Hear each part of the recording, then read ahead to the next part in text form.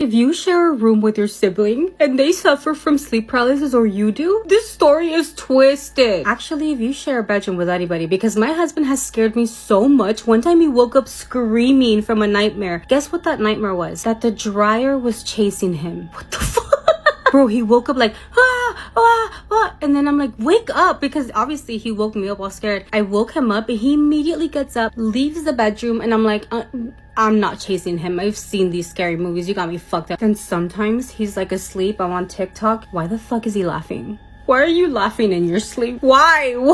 Anyways, I guess it's not as scary as this fucked up story, so let me tell you. So this guy says that him and his brother used to share a bedroom. He doesn't remember the time exactly. It was the middle of the night, but something made him wake up. When he opened his eyes, he is obviously seeing his brother, across the room in his own bed, but there is a woman on top of him, or something that looked like a woman. He explains that the face and the arms of this woman were completely without skin, so it was literally just flesh. This woman looked chubby and that she did have like a nightgown and it was blue. While on top of his brother, he says that this woman was like almost breathing in slowly, and it almost looked like she was taking something from out of his brother's mouth and into hers. He said that he couldn't stop staring at her and he couldn't move. He was like frozen in fear. And he knew that it wasn't a dream because he was very clearly seeing, the bedroom, this woman, his brother, like he was awake. By that point, he was so scared that he ended up putting the blanket over his head, like he didn't want to see this anymore. The blanket is protection. No one can get you underneath the blanket, okay? At least that's what I tell myself. Even though he was hiding under his blanket, he could still hear like the breathing of both his brother and this woman that's still like taking something out of him. A few minutes passed and he finally got brave enough to just look again. Thankfully, there was no one on top of his brother or in that bedroom either. The following morning, his brother tells him that he had a really bad dream that something heavy was on top of his chest, that it felt like something was squishing him down, and that he felt like he couldn't move. He admits that he didn't want to tell him what he had seen because his brother was younger than him and he didn't want to scare him. Also, he thought that his brother would not even believe him even if he did tell him. Now that they're older, he thinks about that a lot and he's just like, I wonder if that is what sleep paralysis is, but from a different point of view. Please, I never want to see anybody's sleep paralysis demon. I already have enough when I get it. I never want to see it from a different point of view. No, thank you. What the fuck? Has anything like this ever happened to you guys? Let me know in the comments. This story comes from Abuka, all the way from Nigeria. I didn't know that Spooky Scary Storytime had listeners in Nigeria, so I think that's really cool. So hi, Abuka. Abuka says that he grew up in Warri, which is the oil capital of Nigeria. Think of it similar to like Texas of the United States, and lots of international oil companies are located there. Abuka's dad worked for one of these international companies and it paid well. So because of this, Abuka and his siblings went to a private school, and all the kids that went to this school were from elite families, and it was very, very posh. The name of the school was St. Luke's Primary School, and Abuka says there was a playground outside. It was a really great time, really great experience at this school. But one day, all the kids are outside playing on the playground, which was right next to a riverbank. And the playground was marked by a chain that kind of ran the perimeter to make sure that kids didn't wander too close to the riverbank, and they all knew not to go too close anyway. They had been warned, and Abuka says this was the 90s, and kids were more compliant and did what they were told. But on this one particular day, one of Abuka's classmates starts walking toward the riverbank, and she gets to the chain, she ducks underneath, and starts getting dangerously close to the river. And everybody saw what was going on, and they started freaking out, calling her name, telling her, hey, come back. It was like she couldn't hear them. She didn't flinch, she didn't turn around when they called her name, and eventually a group of like 50 kids were screaming for her, telling her to come back because it was too dangerous. Some were running to get teachers, but she ignored all of this and just kept walking until eventually she walked into the river and disappeared. Her father was called, and he was one of the higher ups at one of the big international oil companies. She was an only child, and so eventually, pretty soon after this happened, they had boats and helicopters owned by this oil company searching the water. This massive search that went on for 3 days, but she was not found. After days and days of searching, though, the search was eventually called off, and the adults just assumed that she had been swept out by the river. It was very sad. All the kids were distraught. Her family was obviously distraught. Oil company ended up installing a massive wire net to separate the playground from the riverbank to prevent this from happening again. School eventually resumed, and a few weeks later, the kids are outside playing again on the playground when the little girl who had just disappeared walked out of the river and onto the playground. She was dripping wet. She was still in her school uniform. And all of the kids, as soon as they saw her, started screaming. Some ran to get teachers, and everybody was telling her, you're going to be in so much trouble. She just gave everybody blank stares, and they eventually realized that she was deaf. Abuka says she had not been deaf prior to going into the river, but now she clearly was. And from that day forward, she became obsessed with mermaids, often scribbling pictures of them wearing crowns in elaborate undersea landscapes. And this shook them so much that Abuka's parents actually ended up pulling Abuka and his brother out of that school, because apparently the belief in mermaids or sirens in Nigeria is very widespread, and they were worried that their kids would be called into the river next.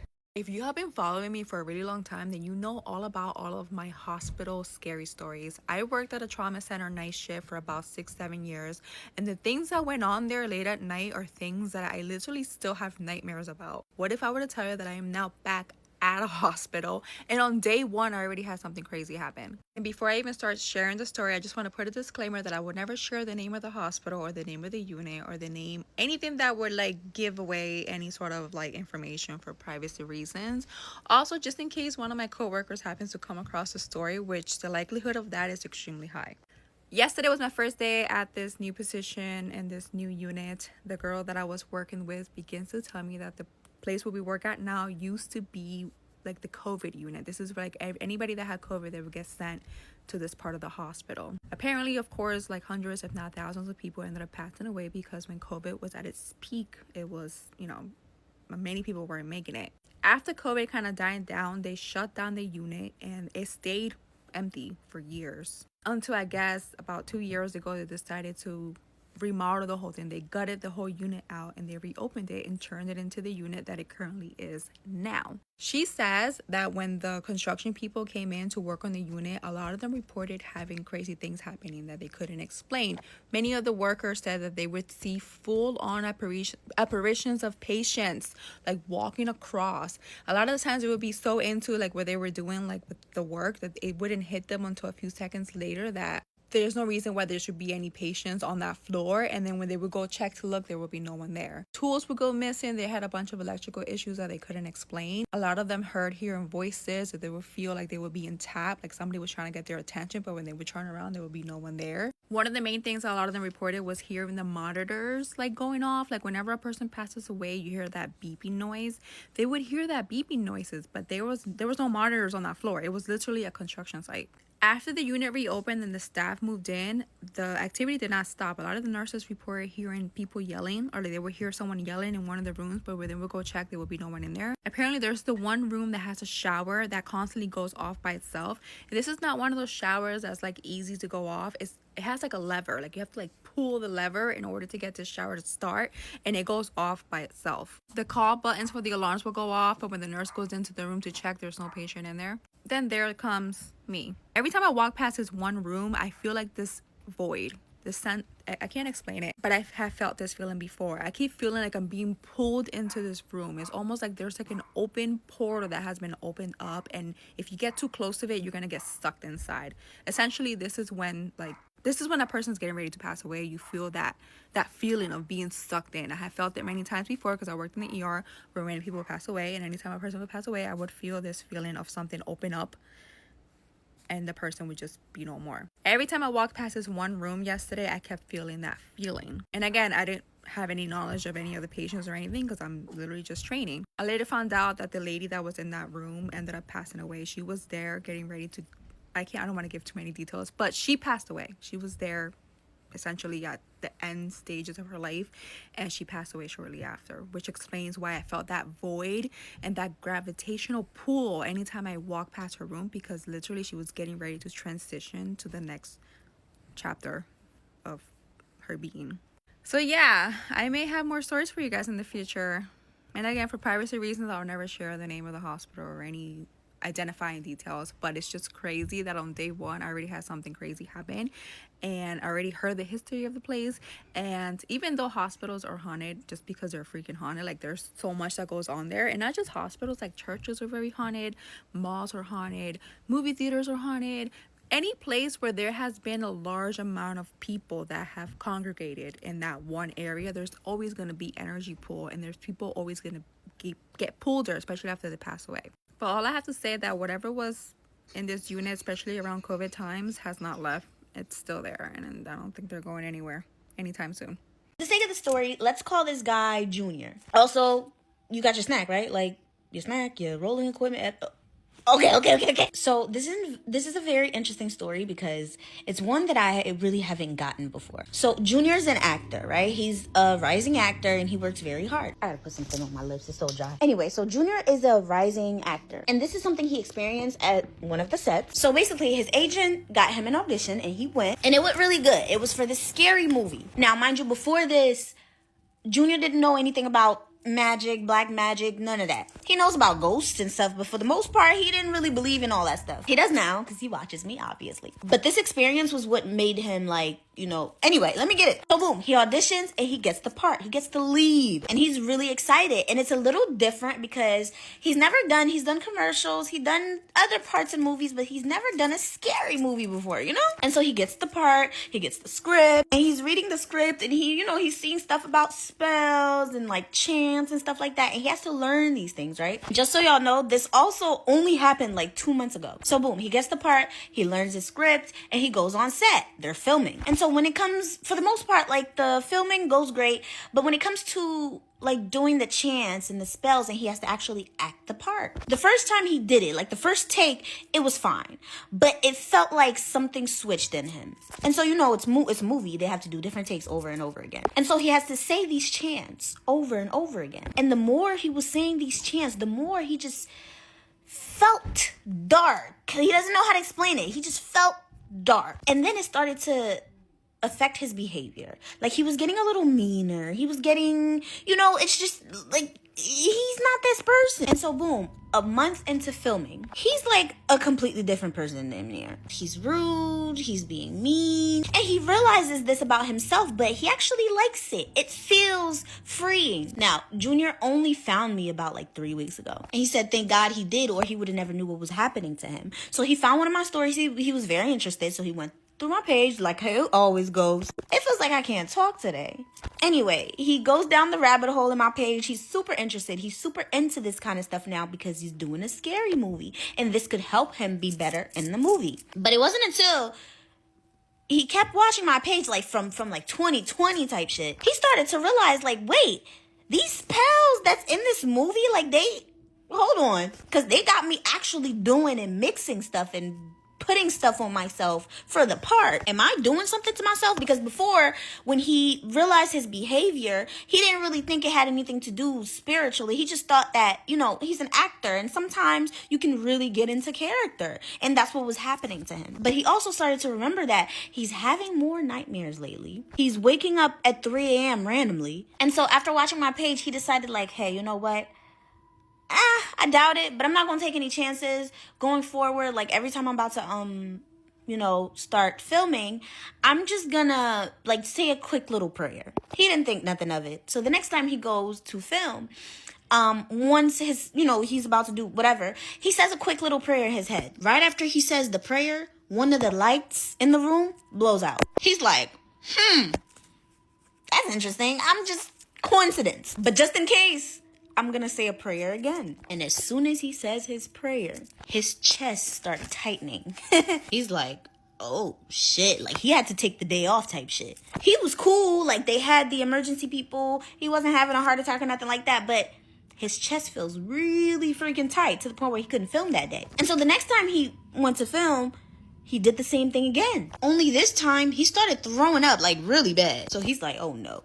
He went to one of his Christian friends who gave them an anointing oil. And so the next time he was going to set, he decided that before he's going to come early and he's going to put the anointing oil around the set. So boom, that's what happens. He goes, he puts the anointing oil around the set, like on the doors, cameras, just like his friend told him to do. And he had some time to kill, so he went to eat and come back and start filming. Y'all, why is it that while he's eating, he sees fire trucks pull up? So he's like, oh shit, what's going on? Has there been a fire? There was indeed a fire. And the fire was in the room he was filming, the room that he just put the anointing oil all over. The fire didn't get too big because it was caught in time. However, some way, somehow, the script, everybody that had a script, all their scripts were burned. And so now filming is kind of like set back because of the fire situation.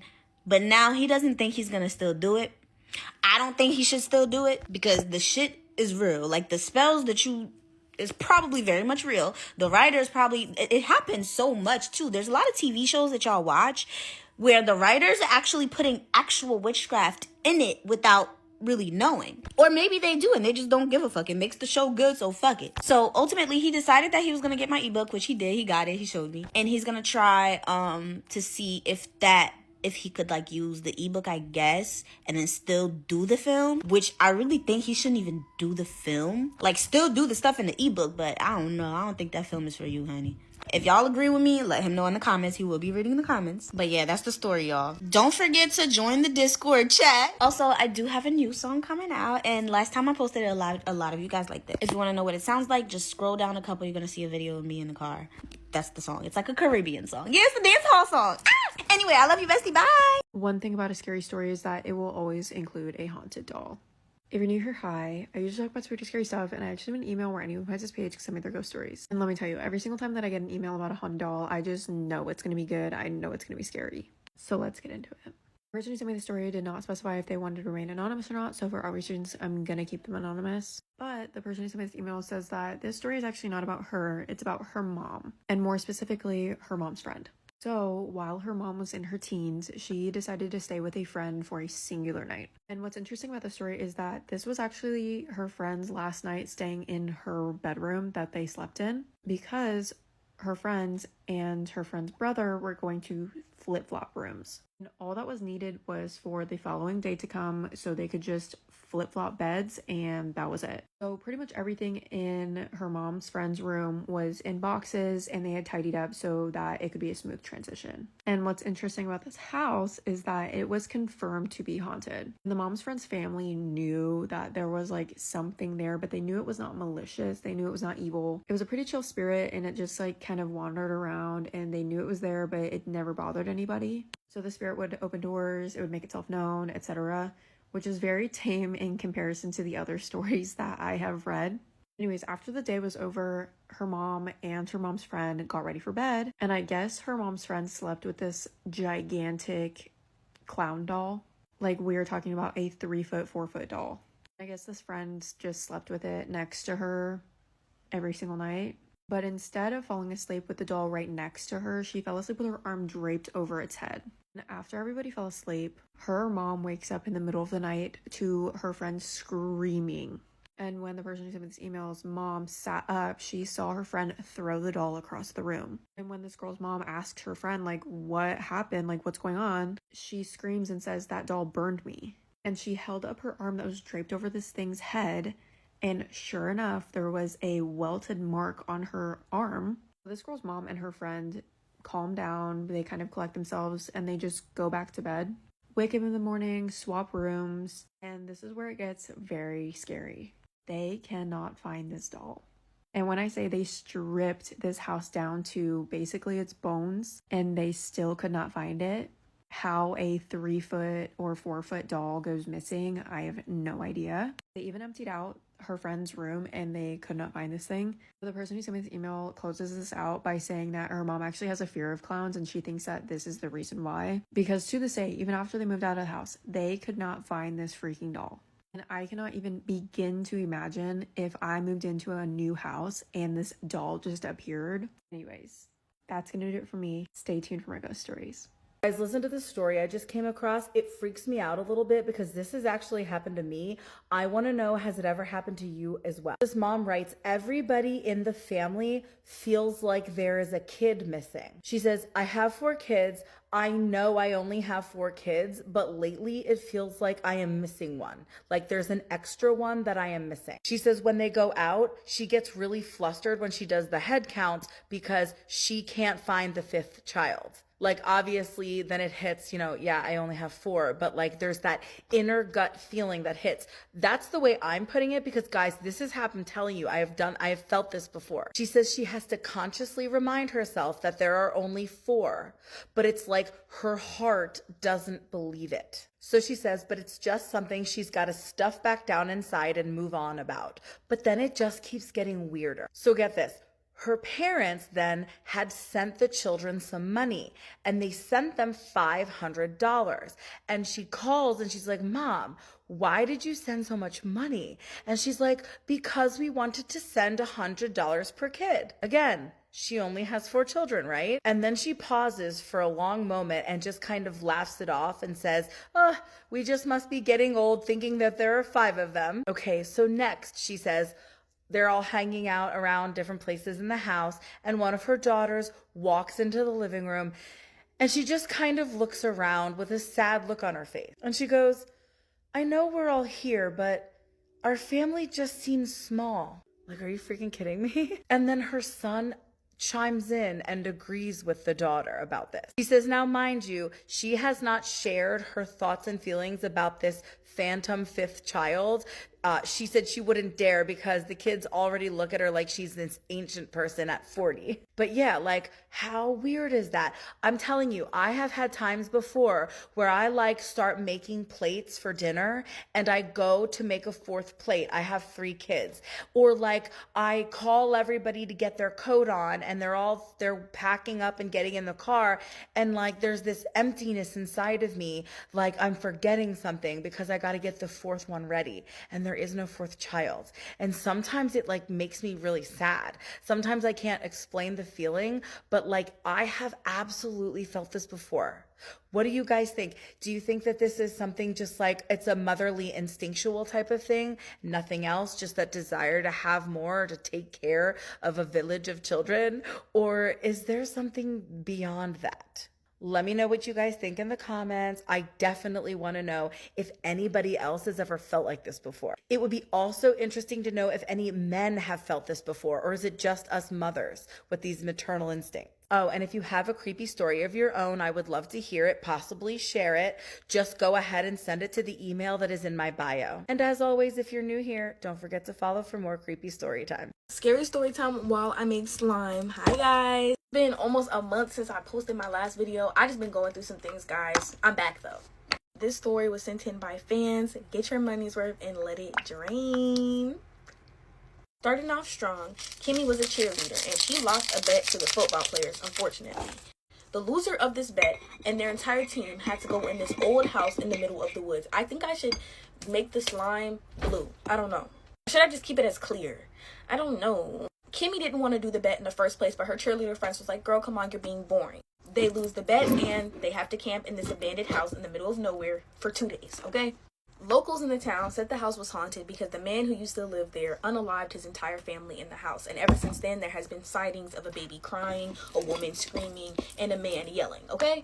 Kimmy and her friends make it to this house. Kimmy is scared out of her mind because Kimmy believes in ghosts. Unlike her friends and the freaking football players, she believes in freaking ghosts, right?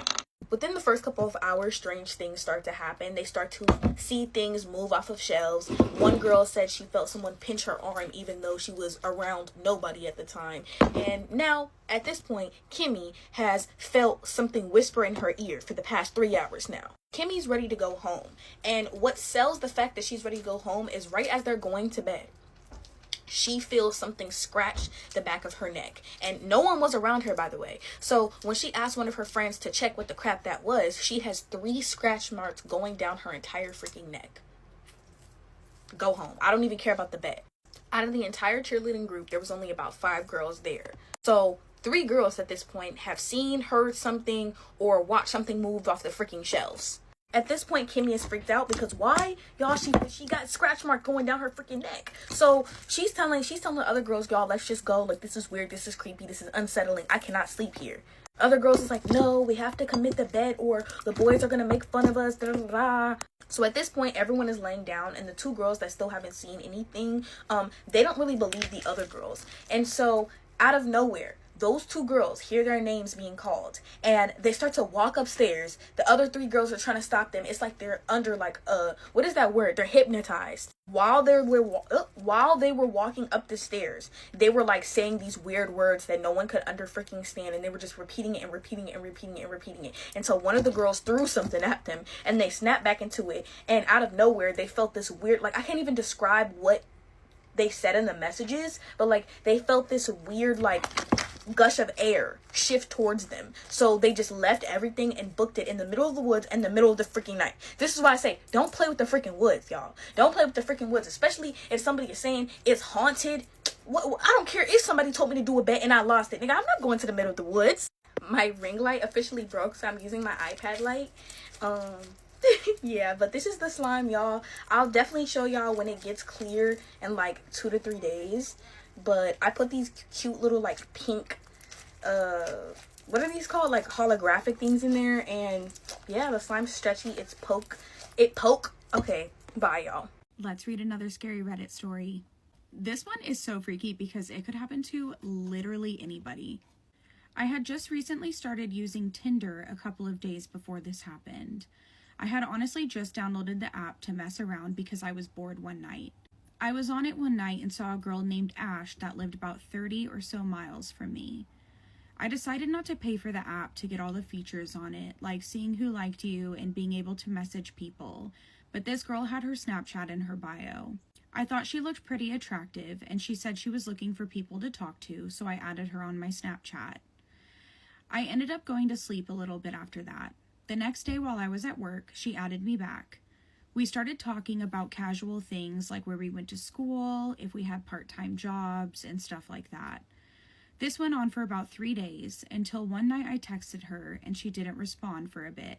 I didn't think much of it, as she was probably hanging out with her friends, as she had posted something on her story with her friends and her messing around a few hours earlier. I went back to playing my Xbox in my room, and next thing I know, I see a message from her a couple hours later with nothing but just a period. I kind of just blew it off and sent a question mark. Seconds later, she opened up my message but didn't respond. I waited a couple of minutes and then sent, "Hello?" She immediately opened it but didn't say anything. I tried again and sent, "What's up?" in the chat. Again, she immediately opened it but didn't respond. By this time, it was around midnight, and I thought maybe she was tired and just didn't want to have a conversation, so I didn't think that much about it. It was still a little offsetting, though. About 10 minutes later, my phone went off again. I saw it was Ash, and she had sent a video to me. I was kind of confused, but opened it anyways. What I saw was weird. It was a guy about 20 years old, hitting a vape for about 5 seconds straight. Then he blew it all out of his mouth right at her phone, and said in a giggly voice, "She doesn't like you, bro, and I'm going to beat your ass for bothering her." I thought nothing of it, as I knew I had obviously just been pranked. A few minutes later, she sent me another message. It was another video. I opened it up, and it was that guy again. She was videoing them in a car, and he was cranking up the car. After he cranked it up, he looked at the camera with a grin on his face and said, "We're coming to your house." As I said earlier, she only lived about 30 miles from my house, and you could take the highway basically all the way there. A few minutes went by, and I checked my Snap map, and I saw they were heading south down the highway straight towards the town I live in. I still didn't believe it, though, and didn't think to turn my location off either. About 20 to 25 minutes went by, and I decided to check my Snap map again. This whole time I had been still playing my Xbox, and it was kind of in the back of my mind at this point. What I saw when I opened my Snap map was horrifying. It was showing Ash's Bitmoji on the street west of me in the same neighborhood. I called a couple of my friends, but none of them picked up. A couple of minutes later, I got a snap from Ash saying, "Where are you at?" I didn't answer. I just closed the app. Right after, she sent another message saying the same exact thing. I closed the app out again and turned the lights off in my bedroom. I also turned off my location and lied down in bed. About an hour and a half went by and nothing happened, but I was terrified. I eventually went to sleep. When I woke up the next morning, I turned my phone back on and checked my Snapchat. I turned my location back on as well, and saw that Ash was back at the town she lived in. I saw she had added a new picture to her story, and I looked at it. She had posted it about 7 hours earlier at about 1:30 in the morning. It was a picture of a street in pure darkness beside street lamps, and the caption, "Road Trip," with the city's name that I live in. This story is a really good lesson. Do not have your location turned on anything. This is an older Reddit post. I don't have Snapchat anymore. I haven't had it for like 4 years.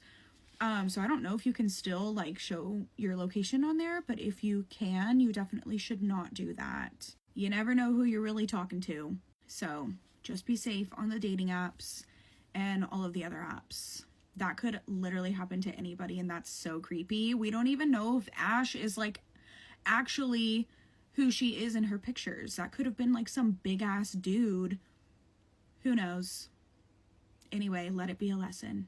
I don't know if you guys seen this video on TikTok, but New Orleans is haunted. Now, this is the girl that I am pretty sure met Marie Laveau. Let's get into her spooky story. So pretty much the girl and her sister, we're gonna call the girl Intai. So Intai and her sister moved to Louisiana around the same time. And Intai says ever since moving to New Orleans, she has experienced a lot of mysterious things that she just cannot explain. So before that point, they had never been to Louisiana or New Orleans, so they decided to take a day and do touristy things. Well, while walking Jackson Square, they came across a lady doing tarot reading. Now, Intai really didn't want to do the tarot reading, but her sister did. So now her sister's getting this reading, and this lady is reading her. She was saying things that were happening currently in her life that were true. She even predicted things that would happen in the upcoming following months. And those things also came into fruition. I mean, there was no way this lady could have known these things about her sister.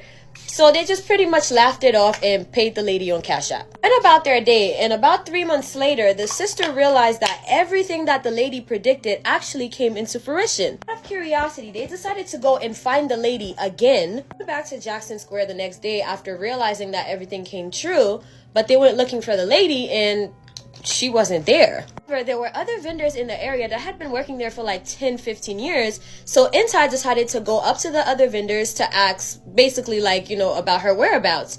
She is describing this lady to these people, and these people are like, nope, we've never seen anybody work around here that looks like the lady that you're describing. The lady that you're describing doesn't work here and has never worked here. According to the other workers, there was never even a lady that did tarot card readings there. And these people, mind you, have been working there for the past 10 to 15 years consecutively, every day. Telling these girls, like, we don't know what you're talking about. A lady like that never even worked here. So now Intai and her sister just start feeling crazy. Like, there's no way, like, we imagined this, right?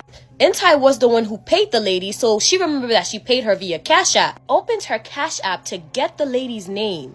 And y'all, there was no Cash App transaction. Like, at all. It's as if Intai never Cash Apped this lady, and she remembers watching the money leave her account to Cash App the lady. And now she's looking back, the transaction never happened and the money is still in her account. At this point, the sisters realize that there's something real dark and mysterious going on here, and they don't want no parts. Because they were so spooked out, they decided to let the situation go. But however, every time they're in that area, they would still, you know, look out to see if they see the lady. And it's been 4 years now, and still nothing. Now, this is fascinating because about 2 weeks ago, we came across a video of somebody talking about a disappearing bar, again, in New Orleans, and she left a comment on that video about her own experiences in New Orleans. The comment that she left had a lot of traction, so a lot of people were like, you know, replying back and forth. But there was one particular comment that caught her attention. Somebody commented and said, was it Marie Laveau? And the only Marie Laveau that she knows is from American Horror Story, so she decided to go and see like an actual depiction or an actual picture of Marie Laveau. And y'all, she said, I kid you not, my heart just about stopped. Because the pictures depicting Marie Laveau actually looked exactly like the tarot card reader. So she doesn't know if she came in contact with Marie Laveau. But how spooky. So I'm going to tag her page down below, and you guys can go check out her videos for yourself. Like I say at the end of every single video, I love you, my abducted humans. If you have any spooky stories that you want me to tell, feel free to submit them to me right here on TikTok or on Instagram. Like I say at the end of every single video, I love you, my abducted humans, from your favorite Haitian homegirl. Let's read another true and scary story. This one comes from Megan. I was 14 or 15, lying in bed long after I should have been asleep, the glow of my phone lighting up the ceiling as I scrolled without really seeing anything. The house is silent in that way it only ever is at night, when it feels like you're the only person awake in the world. My room felt normal. To my right were the blinds, thin slats letting in the dull orange glow of the street lamp outside. At the end of my bed were 2 mirrors, one wide in landscape and the other tall in portrait. I didn't think twice about them back then, even though I now know how wrong mirrors facing a bed are supposed to be. The portrait mirror meant everything to me. My granddad had made it before he passed away. Stained glass, red, white, and black, crafted by his hands, given to me when my room was redecorated. It was one of the few pieces of him I still had. I can't stress this enough. I wasn't sleepy, I wasn't drifting, I wasn't dreaming. I put my phone down on the floor beside my bed and leaned back into my pillow. And that's when my stomach dropped. There was a black figure sitting on the edge of my bed. Not hovering, not looming, sitting. Feet hanging down, body turned slightly towards the blinds, as if it had been there for a while. Every part of me screamed to look away, but I forced myself to sit up. My heart was hammering so loud I could hear it in my ears. I told myself it had to be a shadow, something cast by the streetlight outside, warped by my eyes. So I moved, side to side, forward, back. The figure didn't shift, didn't stretch, and didn't fade. It stayed solid, real. Something was sitting on my bed. Fear flooded me all at once, thick and suffocating. I didn't breathe. I didn't cry out. I slowly lowered myself back down, hands shaking, as I pulled the duvet up to my chin, my eyes barely visible above the edge. I was too terrified to blink. I then watched it stand, slowly, calmly. It took a step toward the end of my bed, toward the portrait mirror my granddad had made for me. The glass didn't ripple, didn't reflect. The figure simply walked into it, as if the mirror wasn't there at all. And then it was gone. No sound, no movement, nothing. The room felt empty after that, like something important had just left. This was over 10 years ago, and I remember it with clarity. I've never seen anything like it since. Never felt the same presence again. And now, after all this time, I try to tell myself it was my granddad coming to sit with me, to watch over me one last time. He would have never wanted to frighten me, and I feel in some way guilty that I was terrified. As I was reading this, I was thinking the same, that it could totally have been your granddad, because I think if it was more of like a malicious spirit or figure, it probably would have done something like shake the mirror or crack the mirror or have purposefully tried to scare you. Thank you, Megan, so much for sharing this one with me. I always love stories where loved ones from the past come to visit in like our physical space. As always, if you guys have any stories you'd like me to read, please email them to me and I will get to them if I can, and I will see you in the next one. It was the summer of 25, and my friend and I live in a small city in Latvia. The area which my friend lives in has a low population, and there isn't much around. The area is surrounded by forests, lakes, and fields. It's a semi-rural area with one small shop, with mostly old buildings. My friend lives in an apartment complex, which is a really old house that was used as sleeping quarters for a baron's servants. Right next to it is a small, castle-like building that's now a school, but was once lived in by the baron himself. This summer, I was staying at my friend's place, and we got into a habit of late-night walks, which lasted into the early hours between 5 a.m. At first, these were just casual walks, us goofing around, just talking and listening to music. Until one night, we started to get a really uneasy feeling on our walks. We felt like there was another presence around us, watching our every move like hawks. With most of the area being pitch black, as there were barely any lanterns around, we couldn't really see much. One particular night, an orange cat started accompanying us. We jokingly named him Alfred. Alfred seemed to know exactly when we would start our late night walks.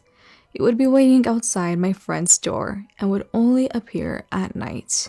The area is so small that we were sure we would have noticed him before, but we never had. Alfred would accompany us and follow our every step, which we would have brushed it off if it weren't for the way he kept his eyes fixed on something or someone, following it wherever it moved. He would sit in front of us, almost like he was trying to protect us or warn us about some sort of presence, which we strongly felt. Alfred staring into the dark distance terrified us, but we tried to brush it off as him maybe watching mice, since there was a lot of big open fields. But the uneasy feeling never left us. This one particular night, the feeling of fear overwhelmed us, and we decided to head home earlier than usual. Walking back to her place, we started to notice a black silhouette behind the trees, following us as we walked up a sidewalk. But we tried to ignore it and get home as fast as possible, thinking maybe our minds were just playing tricks on us out of fear and paranoia. Alfred stopped following us where the apartment complex began and couldn't take his eyes off the silhouette sitting motionless in the middle of the road. The next day, I had made my way back to my own apartment, which is in a different area about a few kilometers away, which is when the real horror started. Later that night, I was sitting on my couch watching TV when my friend texted me in panic around 1:20 a.m. She was terrified and said something strange was happening outside her window. She lives on the first floor, and her window was open while the blinds were closed. She told me she could hear footsteps, walking, stomping, and running right beneath her window. But worse than that, she said it sounded like someone was deliberately making strange noises with their mouth right at the window. The sounds were wet, disturbing, and human-like. At first, I thought these sounds had some explainable reason behind them, like it being the wind or some sort of stray animal, until I got to hear them myself the very next day. The next day, I came over to stay at my friend's, as she was a little scared that it would happen again. As the day went on, we totally forgot all about it and even laughed about the sounds. Until later that night, we were just laying in bed, scrolling on our phones, until we heard the unusual footsteps again, as if whatever or whoever was there wanted to be heard. The window was still open. It was summer, and the heat was unbearable. We looked at each other, suddenly realizing the time. It was around the same time as the night before. Then the sounds began. It sounded as if someone had pressed their mouth directly against the window glass. Soft, clicking noises, tongue against teeth, against the roof of the mouth, but wet, slippery, like saliva stretching and snapping. It wasn't just a noise. It felt intentional, as whatever was making it knew we were listening. It didn't sound human, more like something pretending to be. And this time, I heard it too. Then, in the middle of that terror, we noticed something else. The blinds were no longer hanging straight. One section was pushed outward, bent away from the window, as if fingers were curled around it from the other side, holding it. There was no wind, no animals, nothing that could explain it. After that, we didn't dare to make a single sound or move a single muscle, as we were too scared to even let out a single breath. The air in the room felt heavy. All of a sudden, we heard a noise. This time, it came from inside, in the hallway, right outside her bedroom door. We sighed in relief when we heard my friend's mom go to the bathroom, which we used as an opportunity to bolt out of my friend's bedroom and tell her mom. At first, she looked slightly afraid, but then she went to the window in her room to check outside, as it was right next to my friend's window. Then she proceeded to laugh and told us it was nothing and not to worry, as she didn't see a thing outside. But we know for sure it wasn't our imagination. After calming down, we somehow managed to sleep. The next morning, we woke up prepared.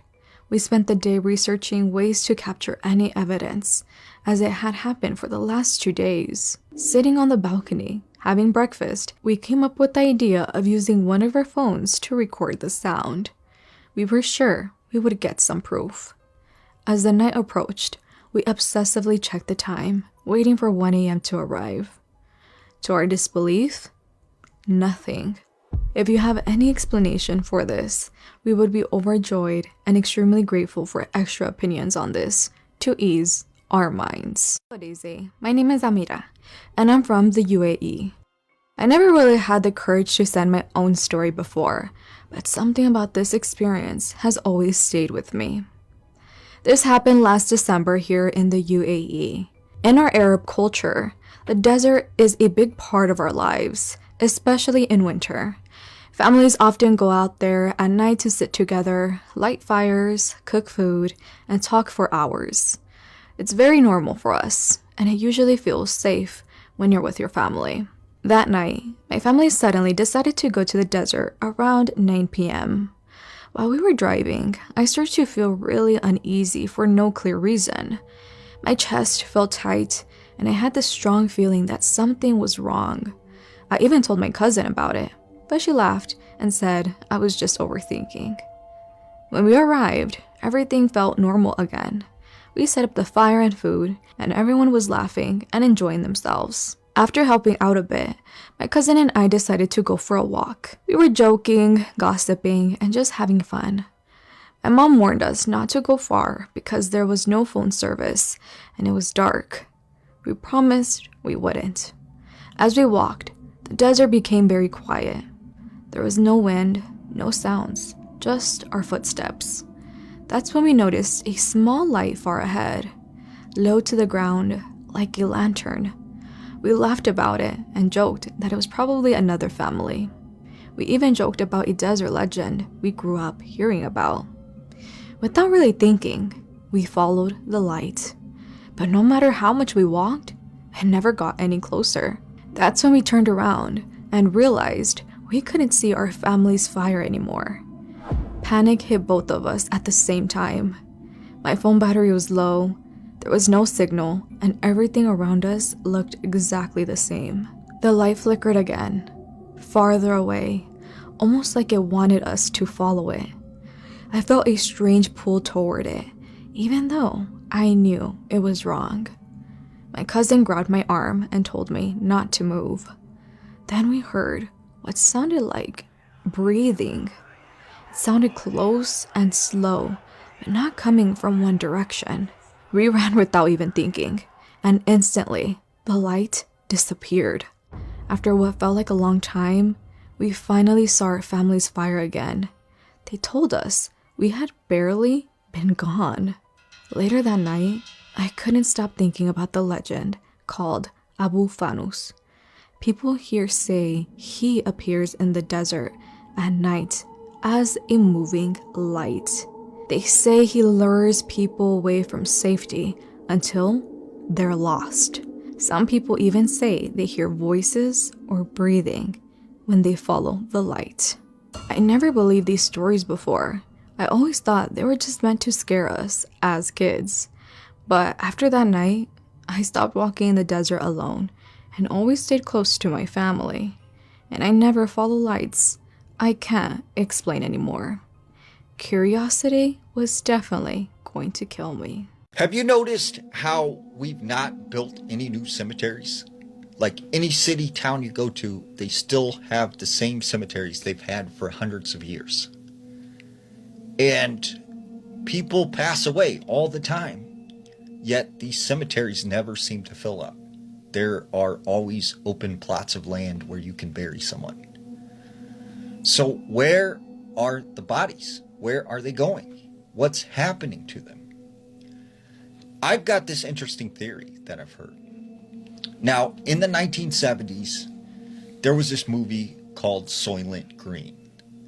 Now, Soylent Green was this movie starring Charlton Heston, and it was about this futuristic city in which the world had become overpopulated. They had destroyed the oceans, they had destroyed the earth, and times were really rough. And none of the people in this city could afford to buy any groceries. They couldn't afford just the normal things we get every day at the store. So, in order to keep them from starving, they were sold this very cheap stuff that was made in the factory. It was like a squared cracker or ration, and it was called Soylent Green or yellow or red. And the people, because they were hungry, because they were starving, they would protest like every day. They would go out into the streets and have these huge protests. But these trucks would come around and they would pick them up and take them away. And all these people were like disappearing. So Charlton Heston's character, who is this detective, he starts investigating this mysterious case, which leads him to the factory where they make this Soylent Green. And what he discovers is that the Soylent Green is made from humans. And when you kind of look around now, right, the same things are happening that happened in that movie, right? We are slowly destroying the oceans, the earth. Groceries have become unaffordable. They are now a luxury to most. And you wonder, The foods that we're getting that are so cheap that we're able to afford to buy, the only stuff that we can eat, what is it made of? Now, I'm curious what you think. Why do you think we are not building any new cemeteries? I need to tell you guys these ghost stories. I had 2 ghost friends as a child. As the title reads, I had 2 ghost friends as a child. I will recount the memory as I explained it to my mother. Your poor mother. When I was in middle school, my brother, mother, and I went out to dinner one night. We are a military family, so we were just recounting and discussing all the places we have lived so far and the people we've met along the way. I brought up the very first house we lived in and the 2 friends I had while we lived there. My mom got this strange look on her face. I asked her what was wrong, and she asked me to tell her what the kids looked like. Mom knows something's not right. She knows. They were twins. They were twins. They were twins. That makes it so much worse. All I can think about is that scene from The Shining. The girl wore a sort of bonnet with a little dress. The boy wore overalls and a little shirt. They didn't dress the way I would dress. No red flags, not one, not you said, no, sure. My mother, who is very much a believer in the paranormal, said those children that I remember were actually ghosts. Oh, okay. I was shocked, to say the least. Had remembered spending my days with these 2 kids. I told my mom how they used to tell me bedtime stories. I remember the furniture I had, the position of my crib, and how the light from the hallway would shine into my room, and where the door was in relation to it. I remember because these two kids would sit where the light came in and talk to me until I fell asleep every night. My thing is, how are you just now coming to the realization that these were ghosts? How are you just having a conversation with your mother? Like, oh yeah, my 2 friends from that one house that would come over every night, tell me bedtime stories, and then watch me until I fell asleep at the door. And then you want to go on and say, my mother informed me they were ghosts, and I was shocked. You were shocked? My mom told me about how I'd play with them, or how when she would give me a bath, I would look over her shoulder and wave to them. Oh my God.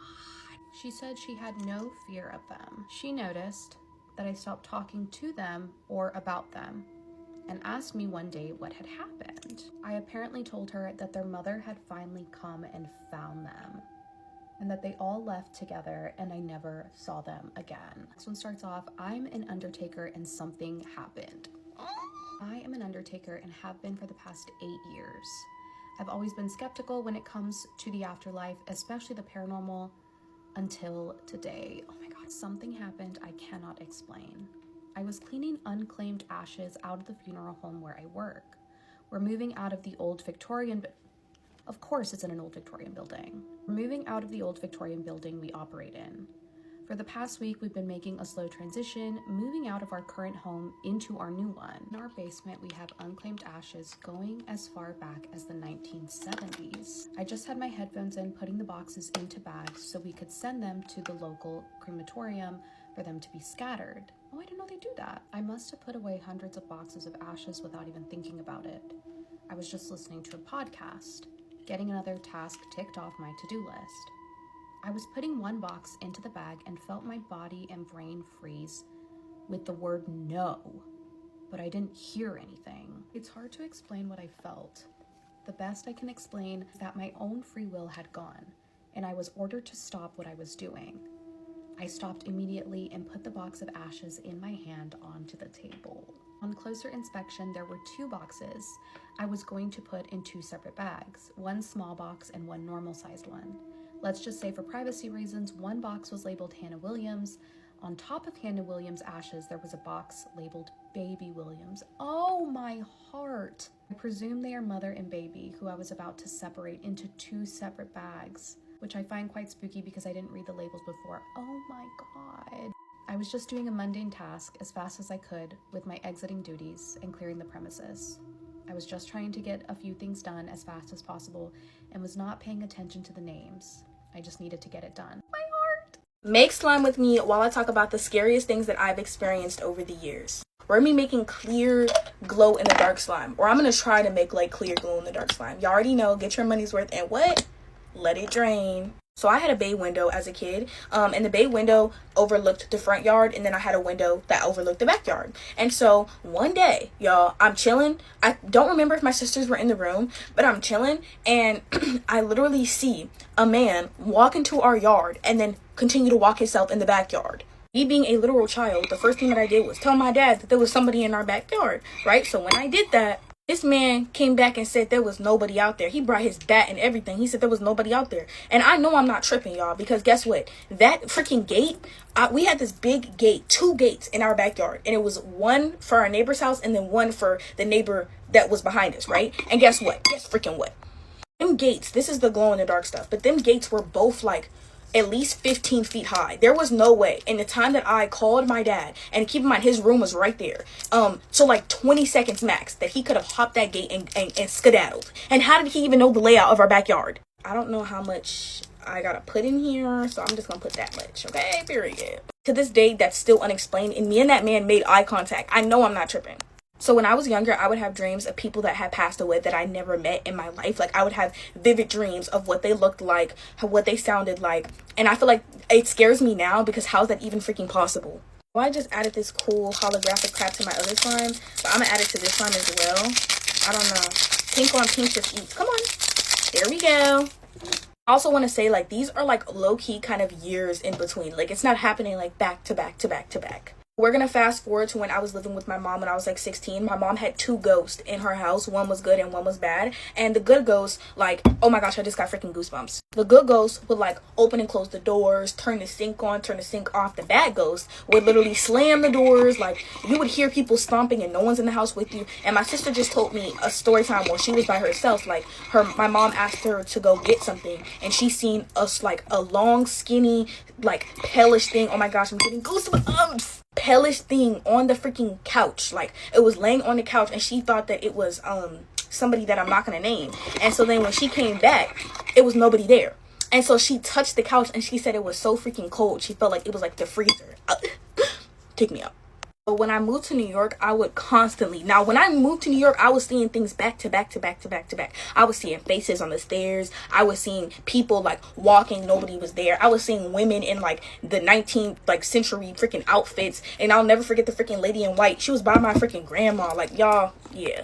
The scariest time I had there, though, was when this will be the scariest one by far. But I was in the kitchen. I was on the phone with my man. And next thing you know, I was talking to him. Keep in mind, I commonly did this even though I knew that there was low-key kind of ghosts in that house. I would just be walking around the kitchen pitch black. Like, I like to be in the dark. So when I was talking to my man, and then next thing you know, I looked like beneath me, and I seen this ugly, small black creature, and I screamed so loud. Keep in mind, y'all, it was like 12 in the morning.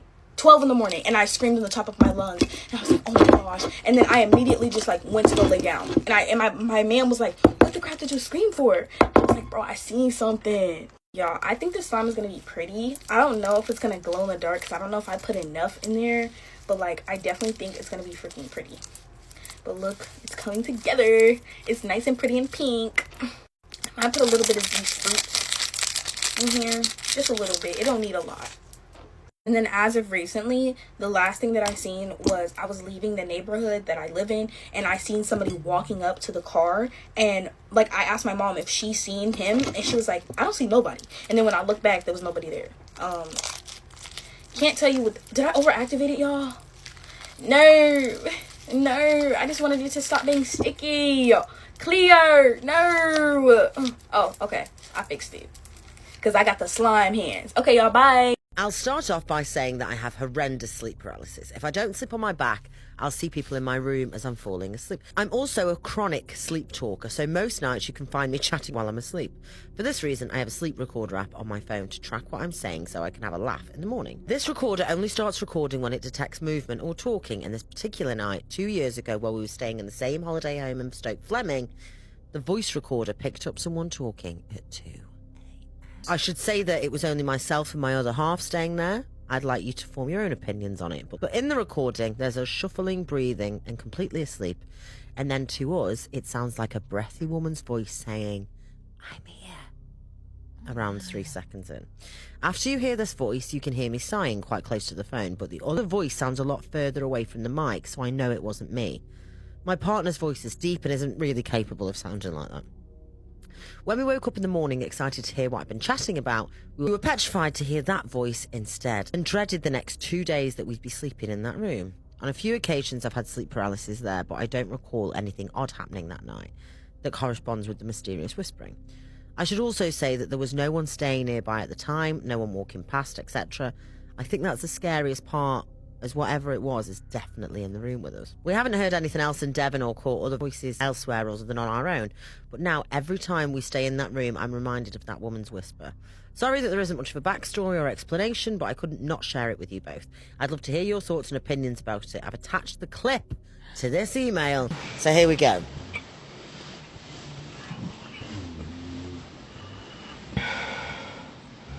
I'm not on headphones. Oh. I need to listen.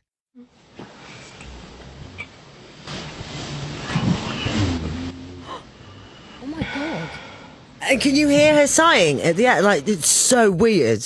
Someone's saying I'm Chills. here. Oh my god. What? My god. What? Do you know what? Stoke Fleming's haunted. That's where we had the activity with the tables. Let's check it.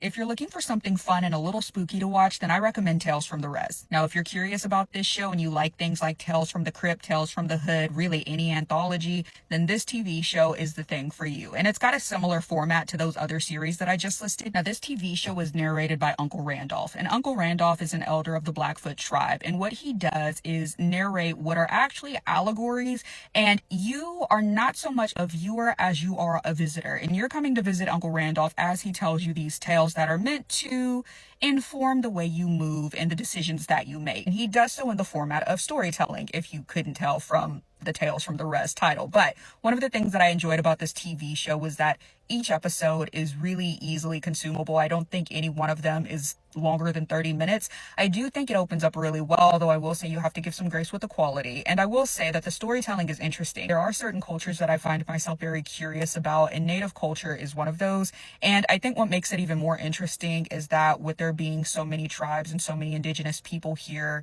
in the US, everybody has their own tale, but this one focuses primarily on the Blackfoot tribe, so we're getting tales from that tribe in that area. So it wouldn't shock me if those neighboring tribes also had similarities in their stories. And I remember telling a story about the Little People and how even though that's a Cherokee tale, that the Apache have it, the Hopi have it. So it's really fun to watch this TV show, and I learned a lot. There's a lot of legends that are kind of embedded in the stories that, again, really piqued my curiosity and encouraged me to do more research. Now, again, I am going to say give some grace to the camera quality and the film quality. This is purely for fun and storytelling, and I think it's a really good way to open your horizons and explore different types of storytelling from different cultures. But if you guys are interested in Tales from the Res, and I definitely recommend that you give it a watch, you can check it out on Apple, I believe AMC. You could also buy it on Prime, but if you have Apple TV or AMC, and hell, I even think you might be able to find it on Paramount, but don't quote me on that. Go and check it out there. Definitely give it a watch. And if you've seen it before, drop your thoughts in the comments. Let me know what your favorite story was, and I'll see you guys in my next video. You can't make this stuff up. Might have known the story of real-life boogeyman. 66-year-old Geraldine Largay was nicknamed Inchworm by her friends for her hilariously slow hiking pace. But her slow pace didn't stop her from doing the thing that she loved, which was to hike. And in fact, on April 23rd, 2013, Geraldine, along with one of her close friends, Jane Lee, decided to embark on this nearly 1,000-mile-long hike through the Appalachian Trail. Geraldine's husband of 42 years, his name was George, he planned to drive ahead of the pair and meet them at prearranged spots along this 1,000-mile-long journey to give them supplies, and would occasionally bring them to a motel so they could shower and sleep in a bed. By June 30th, so more than 2 months after they had started this journey, Jane finds out that she has a family emergency and she isn't able to continue this hike. Geraldine decided she was going to finish what she started on her own, despite the fact that realistically she hated hiking alone. She was very scared, frankly, of being being out in the wilderness by herself. But she only had about 200 miles left, and so she figured, what the heck, I'll finish this thing out on my own. Later, Jane would tell investigators that when she left the trail to handle this family emergency, she felt like Geraldine was a little bit in over her head. She was someone that just didn't do well hiking on her own, and she still had 200 miles to go. But Jane just had too much going on in her life, and so she didn't stick around to try to convince Geraldine to come with her. Instead, she said, best of luck, Geraldine, and I'll see you at the end. So for the next 3 weeks, Geraldine carried on down the Appalachian Trail on her own, and by all accounts, it was going really well. She was checking in with her family and saying, this is the mile mark I'm at, and she was making all her rendezvous points with George to get resupplied and to go to the motel with him, and so everything was going great. Then on July 22nd, Geraldine would send a text message to her husband George saying that she thinks she's in some trouble and that she lost the trail and is now lost. And she would ask him to call the Appalachian Mountain Club and see if they had a trail maintainer that could come out and look for her and kind of get her back on track. The problem was Geraldine couldn't get these text messages to go through. There was very bad service where she was. So she begins to walk to higher ground to try to get a better cell phone signal. And so she goes up this hill and she repeatedly tries to send these text messages out to George to say, I'm lost and I need help, but none of them were going through. She would spend the whole night trying to send text messages from this mountain before finally putting her sleeping bag down and sleeping for the night. The next morning she got up and she sent another text message, this one a little bit more urgent, to her husband. She told him that she was lost since yesterday and was off the trail 3 or even 4 miles and that he should now call the police. But that message also failed. And so none of her messages over the past 24 hours have been sent out. And so nobody knows that she's lost. But at some point that day, she decides, I'm going to just put my phone away, save the battery life, and just wait, because I'm supposed to meet my husband today. And when I don't show up, he's going to call authorities. They're going to come looking for me and everything will be fine. She leaves the mountain and finds this area underneath a couple of trees that had some pine needles on the ground. It was relatively soft. She set up her tent underneath these trees. She hangs a silver reflective blanket up over one of the trees to try to signal to helicopters or anybody flying overhead. She even began burning some bark to create a smoke signal, and she proceeded to wait. And sure enough, later that day, George, who's waiting at the rendezvous point for his wife, she doesn't show up, and he immediately contacts the authorities, who launch a huge search to go find Geraldine. Tragically, Geraldine was actually only about a mile, maybe 2 miles off of the trail. So she was not far from where she needed to be. But because it was so densely forested, she had no way of knowing that, and sound didn't travel very well.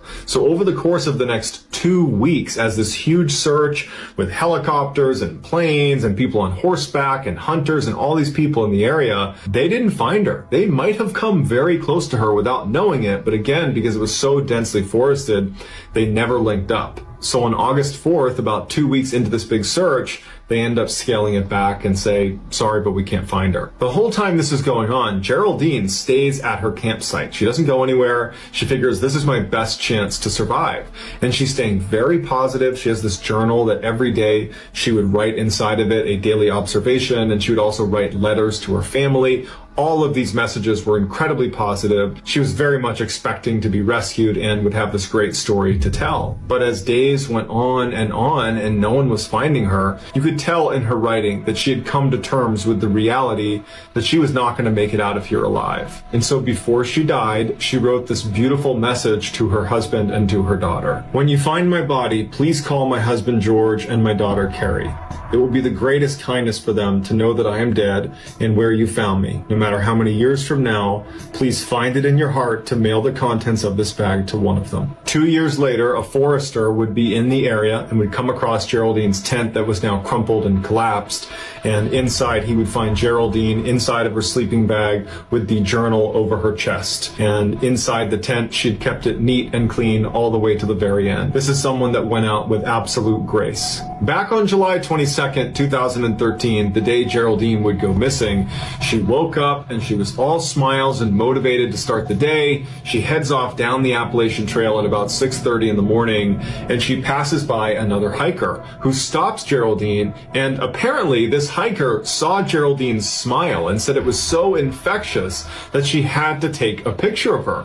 And so Geraldine laughed and posed for this picture. After the picture was taken, the women laughed about it and then went their separate ways. And then by 11 a.m. that morning, Geraldine was lost. What haunted dolls would look like if they were human? We all know the infamous Annabelle, but what would she look like if she was a real person?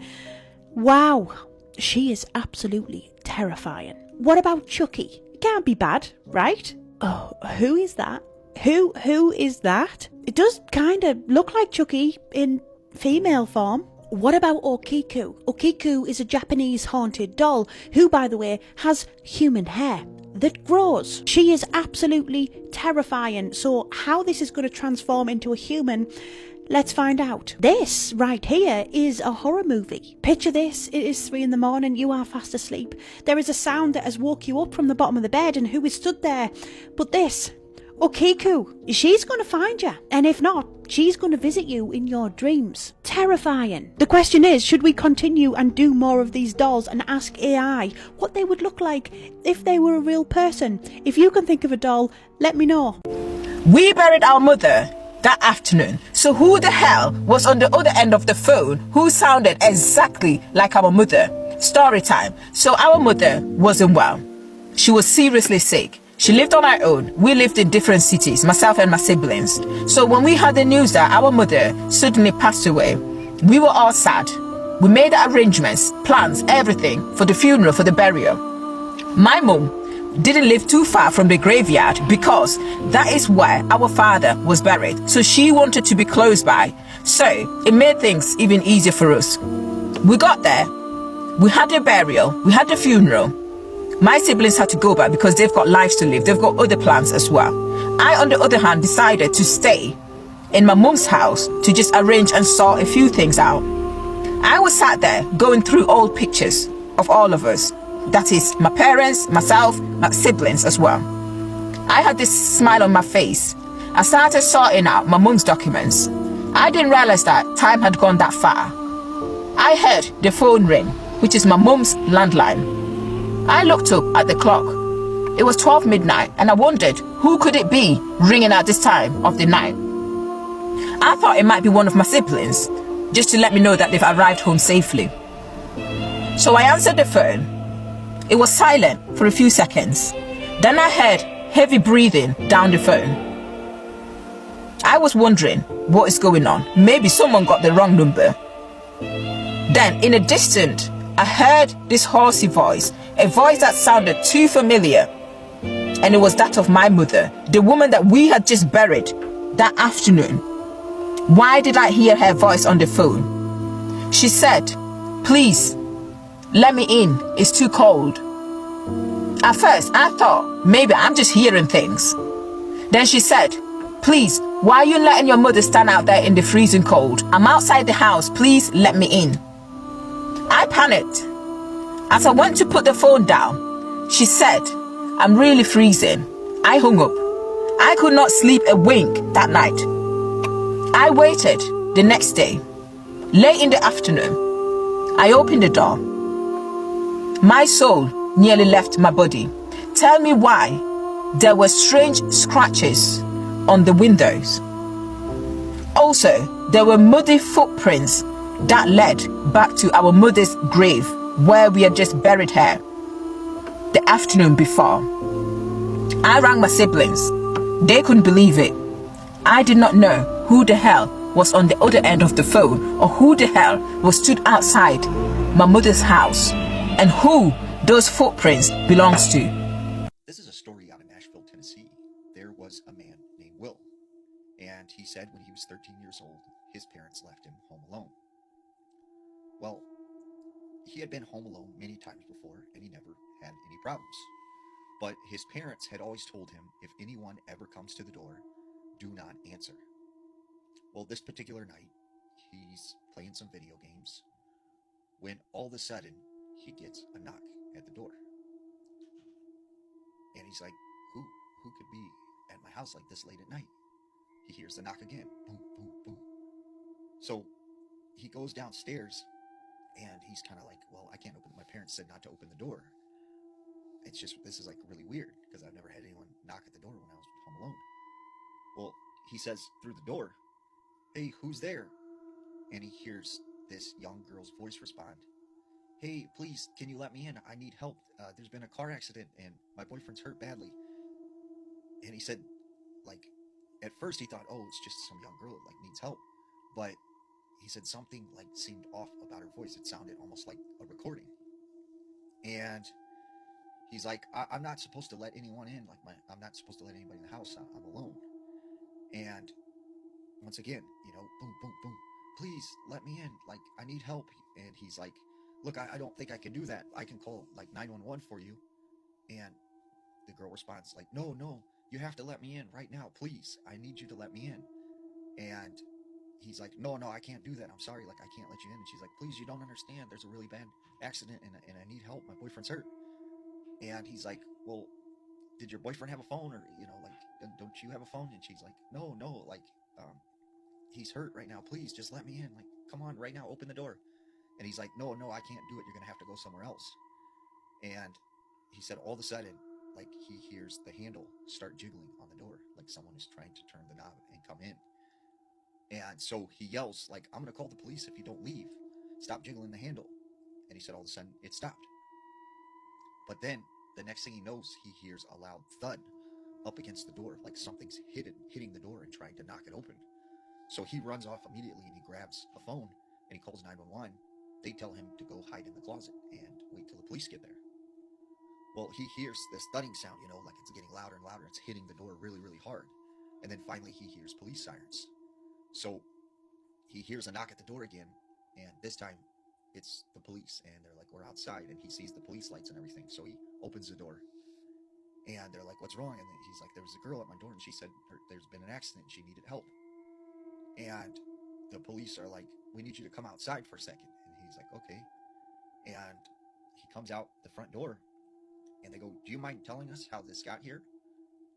And on the, like, bottom of the porch was a corpse, and it was wearing like a dress, and you could see it had longer hair and looked kind of like a decaying young girl. And he's like, I don't know, like there was just a girl at my door and stuff. And like, so the police are like questioning him, trying to figure out like what's going on. Well, eventually they figured out that this body like came from the cemetery, and somehow the grave was like dug up, and it had managed to somehow get on his porch. And he said the weird thing was that on the door were scratch marks, like someone had been scratching at the door. There was this man named Roy. Now, Roy lived in North Carolina. He grew up in the Appalachian Mountains, and he was known around town as a moonshiner. Now, he said, you know, there was this period of time where he had several stills that were located up in the mountains. And he said he kept getting busted, and they kept finding his stills and shutting him down. So he advised a plan to go deep into the woods and set up a still that was so far away that no one could get to it. So Roy goes and talks to this Native American in town who he knows. And this man knew the area like really, really well. And Roy starts asking him, you know, is there a spot that would be deep in the woods that would conceal like me setting up a still and stuff? He goes on to tell him, well, my people know the place, and we do not go there. It's considered forbidden. And he said, there are bad things that happen there, but we cannot speak about it. But if you go there, no one will find you. It's about a 2-day hike, and I'll draw a map for you. But he said, you go at your own warning, because I'm telling you, there's bad things there. So Roy said, okay, you know what, it's fine. He gets a couple guys, and they set off to the spot in the mountains. First day, they're hiking through this thick brush, and, you know, everything's going good. The second day, he said they got to some, like, really, really thick brush, and you could hardly see, you know, a couple feet in front of you. They saw all of a sudden, they heard, like a scurrying sound of something very large, like, moving through the woods. And he said the whole day they were hiking out to the spot, they kept hearing the... And he said, you know, it just gave them chills because they could not see what this was, but they could hear it, like, going around them and following them as they hiked up to this area. So they finally make it to the spot that they had drawn on the map.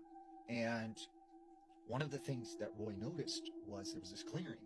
And within the clearing were these large holes that looked like they had been filled in with dirt.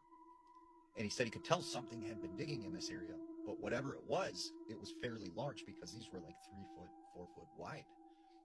And he said all of a sudden they started to hear something moving through the woods. And he thought at the time it was like another person or something. Out of the woods comes a deer. And he said the deer seemed very skittish and kind of like scared and nervous as it walked through this clearing. And he said all of a sudden it went by one of these holes that was like filled in with dirt. And it stood there for a second, stared at them, and the next thing they knew, something came out of the ground and it dragged it under the ground. And he said it was there 1 second, the next second, like this deer was gone. And they're kind of like, what just happened? What just happened?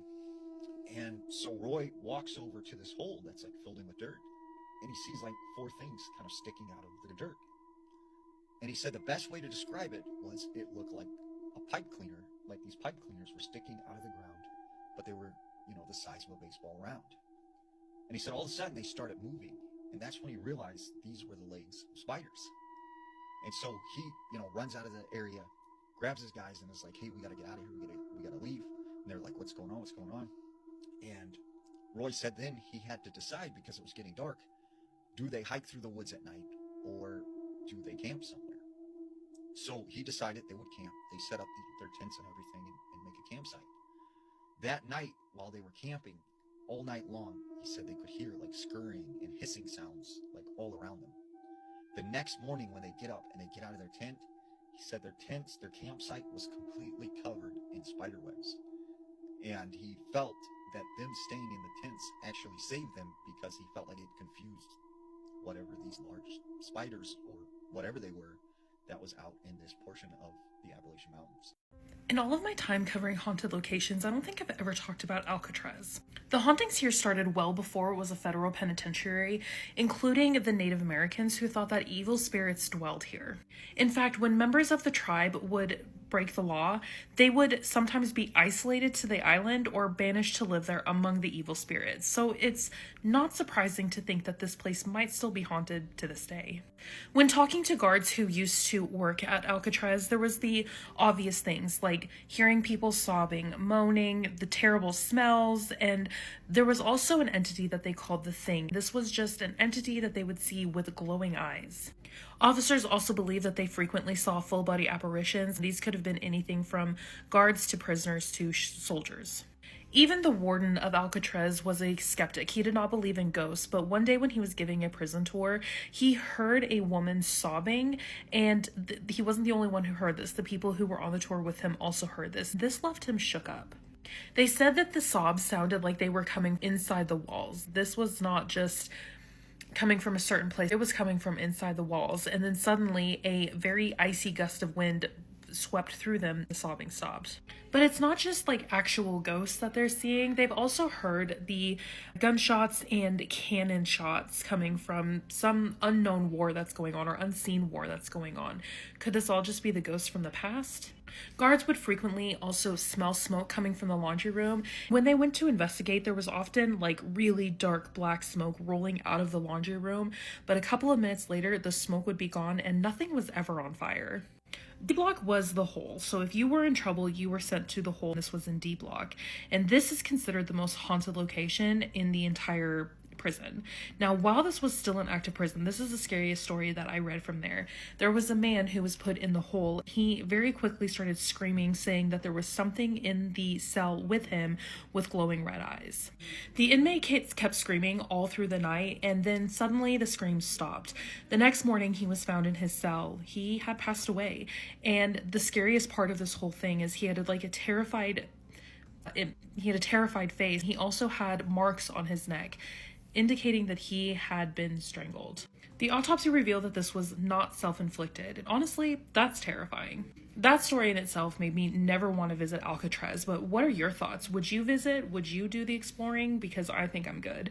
Let me know your thoughts down in the comments. Follow for more spooky things. Have you guys seen this video going around TikTok? Madison Sheets is her name, and she's an exceptional human being in every and any way. As is her mom. Her mom was a victim too. Her mom got hurt too, all at the hands of a boy who was too resentful to accept that Madison Madison did not want to be his girlfriend. Madison Sheets is one of 5 children to her mom, Jackie, and that family is incredibly close-knit. Jackie has always been very supportive and protective of her children. When she was little, Madison earned the nickname Sass from her 5 siblings, but everyone who has described her has said that she was always smiling. She is always smiling, positive, and very determined. She was in high school when this happened, and her life changed forever when she was only a senior. At that time in her life, by all accounts, she was a normal teenager living a normal teenager life surrounded by people who love her. In comes in a boy named Spencer Pearson into her life, a high school football player at her school. Madison and Spencer hit it off, started spending more and more time with each other until they eventually became boyfriend and girlfriend. But it took months, maybe even weeks, for Madison to realize that Spencer was bad news. By the sounds of it, he wasn't only immature and selfish, he was also very, very angry inside. Clearly had a lot of psychological issues going on in his head that he never addressed. Controlling, jealous, mean, all of the things. Madison said that being in a relationship with him made her feel suffocated, trapped, manipulated, and controlled. Their relationship barely lasted 6 months before she wanted out. She knew that she didn't want or need that kind of toxicity in her life. So she broke up with him, but breaking up with Spencer wasn't the end. It was really only the beginning of a living nightmare. By April 4th of 2023, not even 24 hours after their breakup, Spencer was already losing it. And he began flat out stalking her. He was doing anything possible, anything in his power to inconvenience Madison, not only to bother her, but also to scare her. He left notes on her car. He followed her around, created fake social media pages to communicate with her. It got to the point that by May, Madison and her mom were looking into what it would look like to get a restraining order against him because he was showing up everywhere that Madison was with this like evil, dark look in his eyes. At one point, Jackie reached out to Spencer's mom saying, "Look, something is wrong with your son. He's really scaring my daughter. He needs to leave her alone. And he also probably needs some sort of help dealing with the issues that he has." And Spencer's mental health was alarming. He was even hospitalized for 5 days post-breakup because he was clearly unwell. Yet after he was released, he just went right back to stalking Madison. June 3rd of 2023 was a Saturday. That day, Madison had hung out with one of her friends at the beach, and afterwards, they decided they want to get something to eat. And that day, Madison just had a weird gut feeling, like something was off. She kind of felt something bad coming on. And I hate to say it, but she was right. But because she was feeling so uneasy, both Madison and her friend asked their moms to join them for lunch. And they all met up at Mr. Chubby's Wings. They chose a table, ordered food, and they were sitting down to enjoy their meal when she saw him. When Madison first showed up at Chubby's, she was looking around trying to see if she could find Spencer because by that point, it was routine almost. She was constantly walking on eggshells, looking over her shoulder because he was always there. She didn't see him, so they ordered, sat down to eat, and they didn't know it yet, but Spencer was about to walk right past them on purpose to make his presence known, which is so scary that 2 moms being there, one of them being Madison's mom, who was literally sitting right next to her, that didn't stop Spencer. He wanted all 4 of them to see that he was there. Immediately, the 4 of them said, "No, we're not doing this." They informed the restaurant about the whole situation, kind of just looping them in, and then they got up and they walked out. Madison later said, quote, "Never in a million years did I think I would never end up making it to my car," end quote.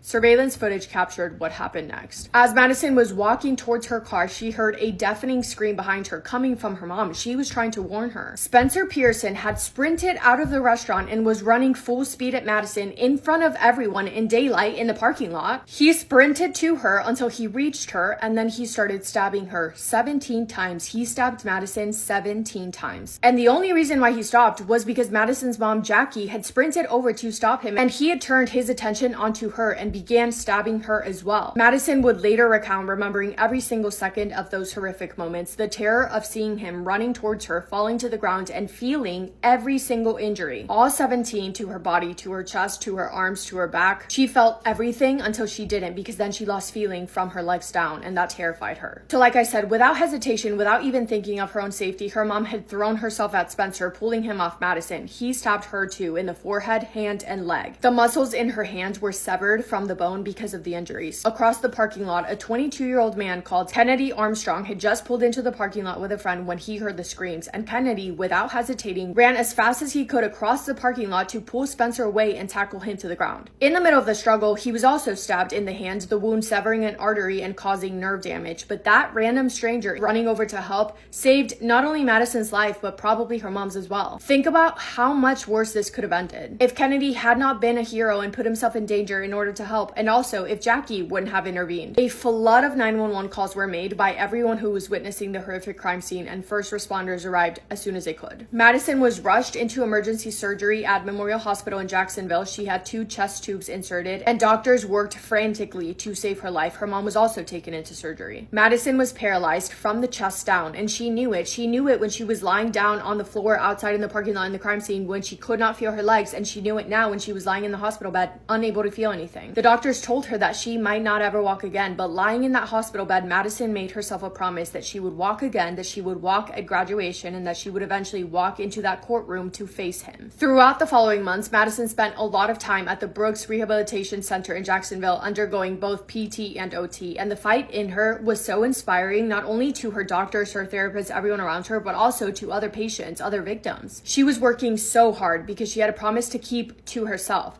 This is a quote from her therapist, quote, "No matter what I ask her to do, she is willing and ready to put in the work for it. Whether she's tired, emotionally, physically, she's still just, sure, Sydney, let's go, let's do it." Phenomenal work ethic, phenomenal character. On June 1st of 2024, just under 1 year after the attack, Madison Sheets walked across the stage at the UNF Arena to receive her high school diploma. She got a standing ovation, students, teachers, families, staff, all rising to their feet and clapping for her, many of them with tears in their eyes. I guarantee that moment is one that she will hold in her heart for the rest of her life. But she wasn't done because she still needed to face Spencer Pearson, and as hard as it was, she knew that it was something that she had to do. The first time Madison spoke publicly about her story, this is what she said, quote, "As many of you or all of you know, last summer my entire world came to a stop. On Saturday, June 3rd, 2023, I was the victim of a violent crime that left me paralyzed from the chest down. When I was at my lowest, you all were there providing comfort and support and expertise that ultimately saved my life," end quote. I don't think a day went by in those 538 days plus of recovery in which Madison didn't thank everyone around her for all of the love and support that she was receiving. Their community really came together, really gathered to cheer her on. It was really beautiful to see. Spencer Pearson was arrested and charged with 2 counts of attempted first-degree murder and 1 count of aggravated battery causing serious bodily injury. On June 10th of 2024, he changed his plea from not guilty to guilty, and on November 22nd of 2024, 538 days after the attack, Madison walked into that courtroom with a cane. She walked over to the witness stand and she told her story. She spoke in detail about the trauma that she began enduring, not only beginning June 3rd, but during her relationship with Steven and the stalking that followed after the breakup. She described the 538 days of torment, of constantly reliving the attack, of the nightmares that she would have night after night after night.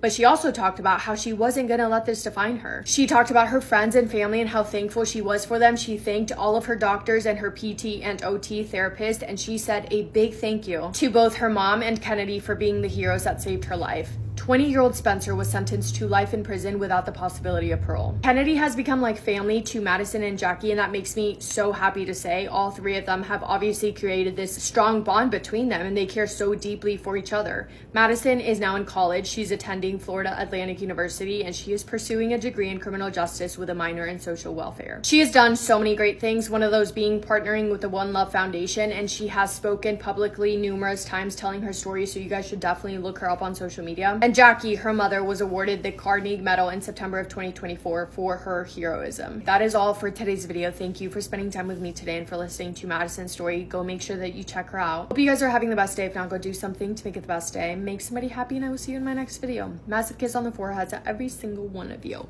She did something so evil and disturbing in the bathroom at her prom and then went right back to dancing like nothing had happened. It was summer 1997 in beautiful Forked River, New Jersey. Melissa Drexler seemed like a very normal high school student. She was born into a middle-class family and she did pretty well at school, and she was getting very excited for the school prom. She went to Lacey Township High School and really wanted to ultimately go into a career in fashion. That was really what she was passionate about. And she was actually dating a guy called John Lewis. No, not that John Lewis, but a John Lewis that went to her school. And apparently they'd had a bit of a pregnancy scare. Now this was very worrying considering A, she was actually from a very strict Catholic family, and B, she was only 18. But apparently her and John had had a conversation. It got kind of ironed out. It was, a false alarm and everything was fine as far as John knew. So on the 6th of June, Melissa was super excited getting ready for her school prom. Massive occasion. Everybody was so looking forward to it. And Melissa and John decided to kind of like double date in a car with another couple and drive to prom together. During the ride, Melissa's friend looked over at Melissa and noticed that she was screwing her face up and clutching her stomach. It looked like she had bad cramps. So the friend looked over and she's like, "Is Melissa okay? Maybe she's just nervous for the big occasion." No one had any idea she was in active labor. So as soon as the couples got to the prom, Melissa raced straight to the bathroom, and everyone kind of assumed maybe she just really needs the toilet. But she was in there ages, and Melissa's friend and her boyfriend kind of didn't want to embarrass Melissa and like go in and make a big scene, but they also thought maybe she needs help. Melissa's friend quietly opened the bathroom door and was like, "Melissa, are you okay? Do you need anything?" But she reassured her, "Don't worry, tell the boys I'll be right out." But under the door, Melissa's friend thought that she could see what looked like blood. So she presumed what probably all of us girls would presume, she's just having women's problems. I mean, why would she assume anything more sinister than that? Melissa didn't look pregnant. Obviously, massive trigger warning here. What Melissa did next is barbaric. She gave birth to her child into the toilet bowl, broke off part of the sanitary bin to use as a knife. She cut the umbilical cord and then suffocated the child. She then shoved her baby boy in a plastic bag and placed him in the bin.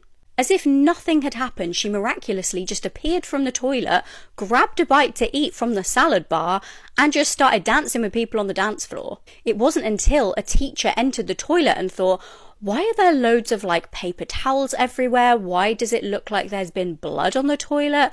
that the true horror started to unfold. The teacher called in another member of staff and was like, "Look, I just feel like this is really strange. Something weird's happened here." And they tried looking in the bin, but they couldn't really see what was in the bin, and when they lifted it, they realized it was so heavy. When they eventually dug through and realized what had been disposed of inside that bin, they just fell to their knees. Sadly, even though the emergency services raced over there to try and save this child's life, paramedics could not resuscitate the baby boy. Now, obviously, while all this was going on, Melissa's friend noticed the commotion and she was like, well, Melissa was the one that was in there for ages before, over half an hour. She reported Melissa's strange behaviour, thankfully, and Melissa was kind of backed into a corner and had to admit that the baby was hers. Melissa tried to argue that the baby had actually been born deceased because it had the umbilical cord wrapped around its neck, but the medical examiner found it really difficult to either prove or disprove that. She was nicknamed Prom Mom by the media, and it will probably infuriate you, because it infuriated me, to hear that Melissa got a plea deal and was given 15 years, but was freed on parole after just 3.